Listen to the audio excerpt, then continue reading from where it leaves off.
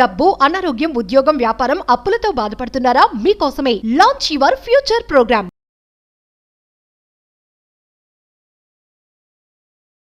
నమస్తే, సుమన్ టీవీకి స్వాగతం. ప్రస్తుతం మనతో పాటు ప్రముఖ ఆధ్యాత్మికవేత్త శ్రీనివాసుల అనంతరామశర్మ గురుగారు ఉన్నారు. వీరితో కొన్ని విషయాల గురించి మనం ఈరోజు చర్చిద్దాం. గురుగారు నమస్కారం అండి. నమస్కారం. గురుగారు, మనకి అందరికీ తెలుసు వినాయకుడు భోజన ప్రియుడు, చాలా భోజనాన్ని చాలా ఇష్టంగా తింటారు అని చెప్పేసి.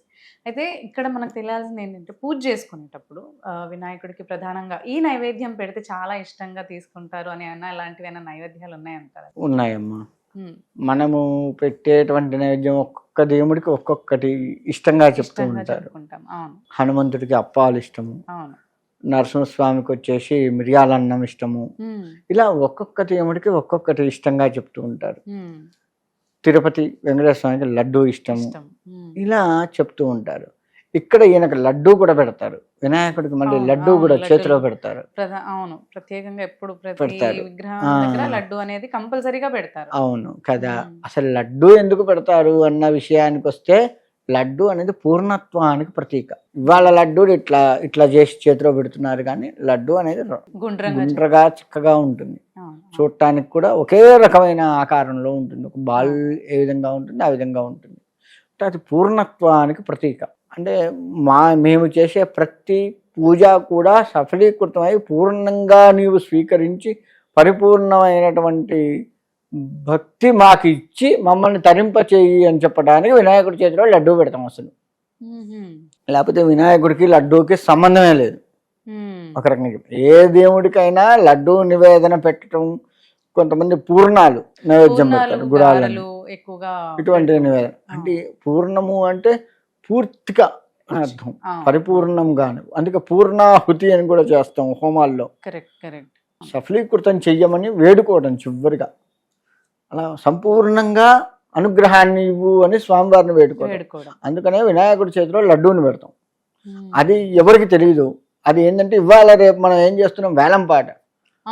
వేలంపాట కోసం లడ్డూ తీసుకురావడం, వేలంపాట వేయడం, వేలకు వేలు రావడం. సరే, ఖర్చులన్నా పూడతాయో, లేకపోతే ఇంకా ఎక్కువ పోతే కాస్త నెక్స్ట్ సంవత్సరానికి, ఇంకా కాదు అంటే అందరు కలిసి కాస్త ఎంజాయ్ చేయటానికి, ఇంకంతే. ఈ విధంగా ఆలోచిస్తున్నారే తప్ప అసలు లడ్డూని ఎందుకు పెడతాం అనేది ఆలోచించట్లేదు. దాంట్లో ఉన్న ప్రత్యేకత అది, పరిపూర్ణత చిహ్నం లడ్డు అనేది. ఇది వినాయకుడికి పెడుతూ ఉన్నాము. సరే, అది కాకుండా స్వామివారికి ఉండ్రాళ్ళు బాగా ఇష్టం. అది బియ్యపు పిండి మరియు బెల్లము కలిపి తయారు చేస్తారు. ఈ రెండు కూడా, బెల్లం యాంటీబయాటిక్ ఒక రకంగా చెప్పాలి.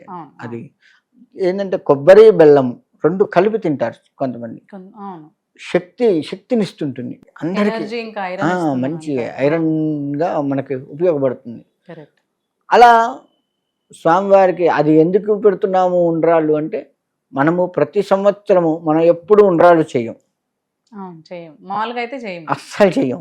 అన్ని రకాల పిండి వంటలు తయారు చేస్తాం, కానీ అందులో ఉండ్రాలు చేయండి అనే వరం చేయం. చలివిడి చేసుకుంటాం. చలివిడి వేరు, మళ్ళీ బియ్యం పిండి బెల్లం కలిపి చేస్తారు, కుక్ చేస్తాం కదా, వండుతారు. అది ఇంకొకటి ఏంటంటే, చలివిడి కూడా ఎప్పుడూ చెయ్యం. అవును, కొన్ని అకేషన్స్. ఇప్పుడు కడుపుతో ఉన్నటువంటి అమ్మాయిని వెళ్ళి చలివిడి పెట్టి చేయడం అంటే చలువగా ఉండాలి అని. చలివిడి కూడా మళ్ళీ ప్రోటీనే. కడుపుతో ఉన్నటువంటి వారికి ఒక్క అమ్మాయికే కాదు కదా, లోపల ఉన్నటువంటి బేబీకి కూడా ప్రోటీన్ అందిస్తాం కదా. ఇలా చేయటం కోసం ఇటువంటి మన సాంప్రదాయాలన్నీ కూడా ఆరోగ్యమే మెయిన్గా మిళితం చేసింది. ఏంటంటే సాంప్రదాయంగా ఆరోగ్య సూత్రాలే. అలా చేస్తుండే ఒక్క వినాయక చవితి నాడు ఉండ్రాళ్ళు అనేది పెట్టి చేస్తూ ఉంటాం. అంతేకాకుండా వివాహం కావట్లేదు ఎవరికైనా, వివాహం కావకపోతే ఆయా జాతకాలు చూసి ఎన్ని చేసినా కావట్లేదు అంటే, గడప మీద కూర్చోబెట్టి ఉండ్రాళ్ళు 11, 21 నెత్తిన పోస్తారు, అమ్మాయి కానీ అబ్బాయి కానీ. అది కూడా ఉంది.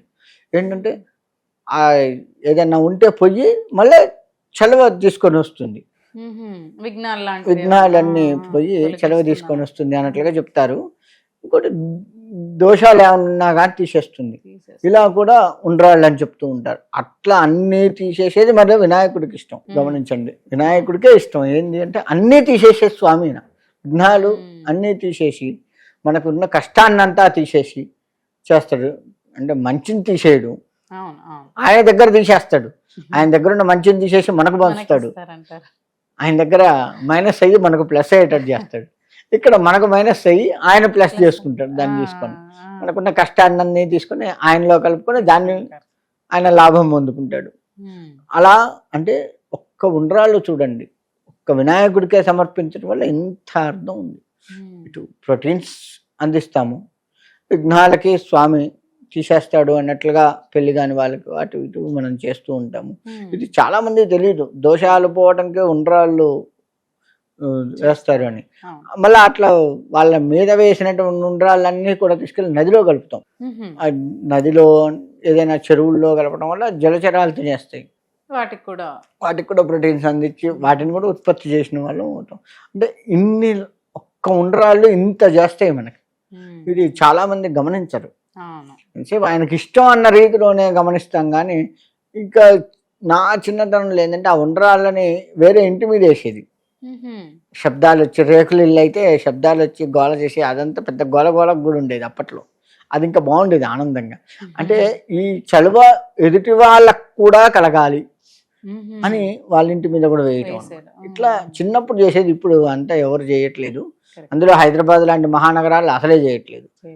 అంటే ఉండ్రాళ్ళు అనేది భగవత్ ప్రీతి, వినాయకుడికి ప్రీతి. ఈ ప్రీతి అందరికీ ఉండాలి, ఆయన యొక్క అనుగ్రహం ఎదుటి వాళ్ళకు కూడా ఉండాలి అని వేరే ఇళ్ళ మీద కూడా వేసేది.